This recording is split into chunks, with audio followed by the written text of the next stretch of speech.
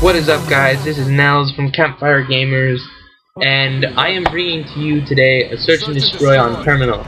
And this search and destroy is very special, very, very special, extremely special. I'm just kidding, it's not that special, but I thought that it'd be nice to put out a video, just for fun, but to see if you can maybe lean you towards playing Call of Duty.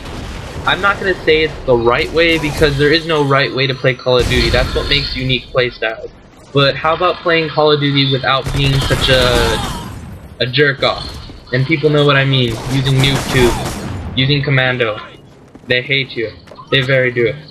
Oh, and trying to snipe with Bling Pro and Hardline. Don't do that. Wow. But what I'm trying to say is that I wanted to make a video where I can show you that you can still have fun with Call of Duty, even how it's been broken down somewhat. And there's going to be about 4 or 5 things to say to incorporate into your gameplay when playing Search and Destroy in particular that will help you win the game, and kind of let you have fun. I mean, the great thing about Xbox Live that I think is greatly overshadowing the PS3 is communication. One thing you don't see a lot, that I didn't see a lot in the PS3, was communication between people. So you really, Xbox is known for their smack talking between players, and it's fun. It's fun to hear stuff. Really? I mean, people can make a video and they do horrible, but the video will be so funny because of the people smack talking in there. And like the one, for example, I just saw the guy who camps video. I don't know, you should probably go check it out. He's playing World at War. He went a perfect on a free-for-all game. But there was this black guy and this white chick arguing, and it was just so funny.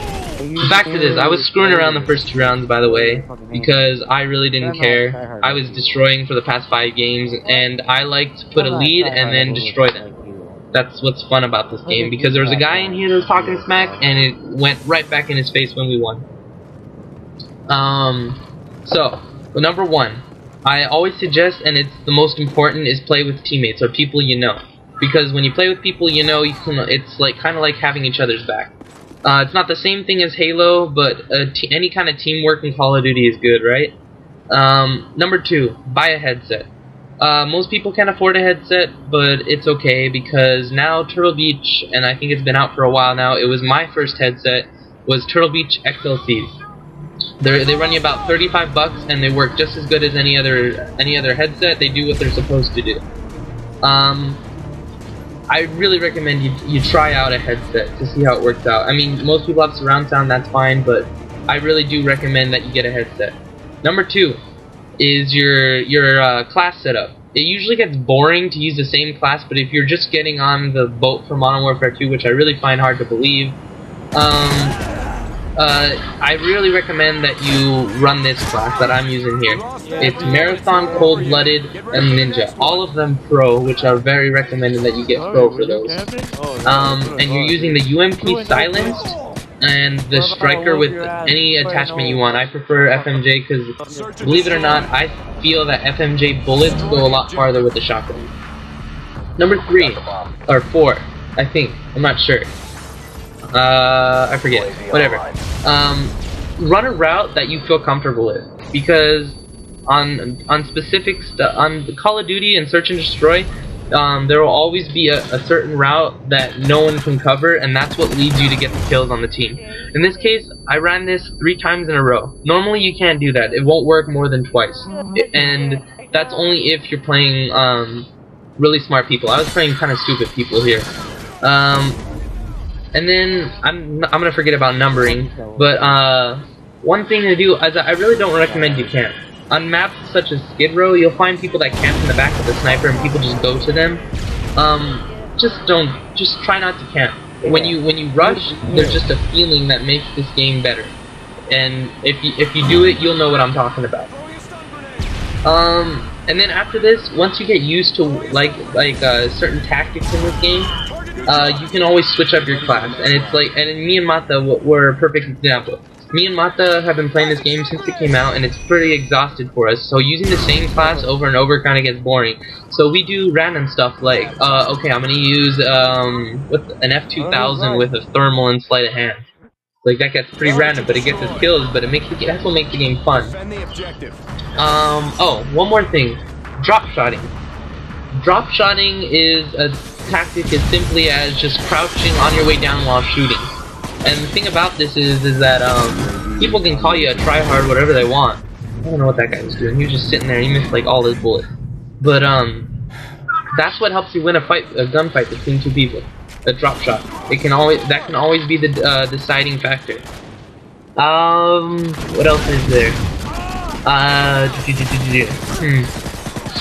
I know there was something else I wanted to talk about. I keep on forgetting about it.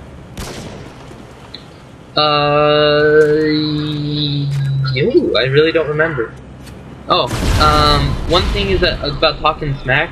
Don't talk smack until the game's over, because you can be like this guy in Koholics. I think that's what his name or how you say it. Excuse me if you butcher it. But this guy was talking smack to me for every game, and I was killing him. And I wouldn't say anything until after the game because I won. Okay, this is where you fail. Another thing, don't ever play with your kill. See the shadow right there? Don't screw around with me. See, I just jumped up, and usually when people plant your claymores behind you, whatever you do not run. Throw a stun grenade to disable it, and then move. In this case, I got out of it, and I just turned on him. Sit down, sir. Okay, another thing. Oh, this is actually really important for kill streaks. When you're running kill streaks, I do recommend UAV, Predator Missile, Harrier. And that's just because it's a low kill streak, but still can do a lot of damage. And one thing you do want to consider is that you never want to use your kill streaks before 2:10, I believe. It's either 2:10 or 2 minutes. And the reason for that is that because people can, if you do that like as in the first 10 seconds of the game, besides the Predator Missile, or care packages, but stuff like Harriers or UAVs or stuff like that can kill that get your kills for you. People can switch to a cold-blooded class right there, and that destroys your class. I mean, your kill streak. I mean, that's kind of stupid. You worked so hard for it, and then they can just switch to it because you called it in a little early. This guy was all like, "Oh, I didn't know the A12 didn't work that fast," and I was just like, "Oh my goodness." That's about it. That's all I can recommend for how you can play better. It's all up to you now.